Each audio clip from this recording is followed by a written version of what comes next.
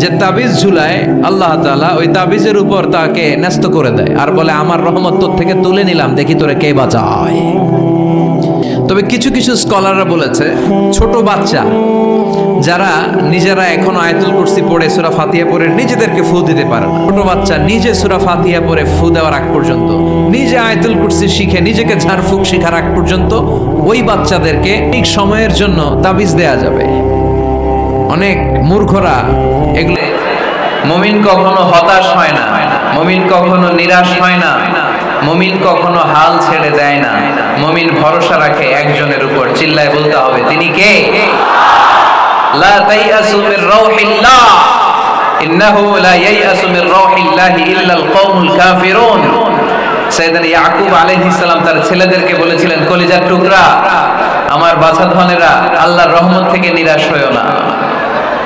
আল্লাহর দয়া, কৃপা, করুণা, মার্সি, ব্লেসিংস এন্ড বাউন্টিজ থেকে নিরাশ হয়ো না।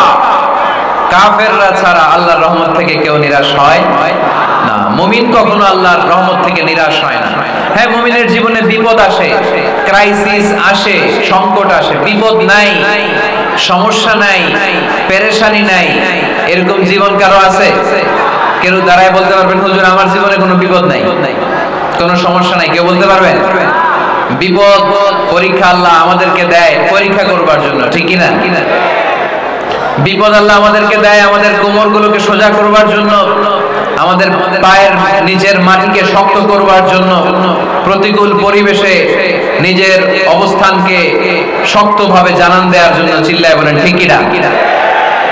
এজন্য যারা হতাশ, যারা নিরাশ, যারা টেন্সড, ফ্রাস্ট্রেটেড পিপল, হতাশদের জন্য এই সূরায় আছে আশা, আশার বাণী, আলোর বাণী। কারণ দোহা মানে আলো। দোহা মানে কি?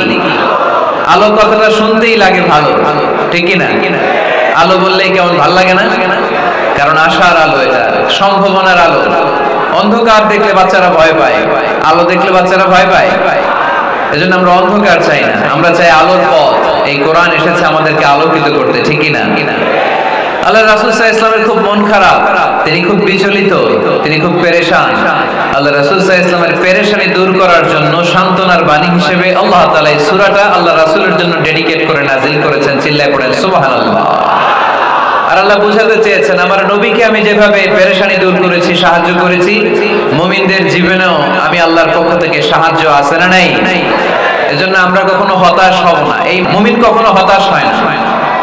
আজকের মাহফিল থেকে এতটুকু যদি এই জনসমুদ্র থেকে আমরা বাসায় নিয়ে যেতে পারি যে আমরা কখনো হতাশ হব না, আমরা নিরাশ হব না, শেষ নিঃশ্বাস থাকা পর্যন্ত আমরা হাল ছেড়ে দিব না, আমরা ভরসা রাখবো সব সময় একজনের উপর। চিল্লায় বলতে হবে তিনি কে?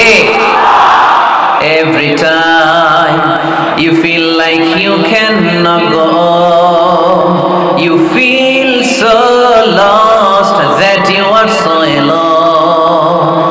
Every time you feel like you cannot go on, you feel so lost that you are so alone. Don't despair and never lose hope, 'cause Allah is always by your side. Inshallah, inshallah, inshallah.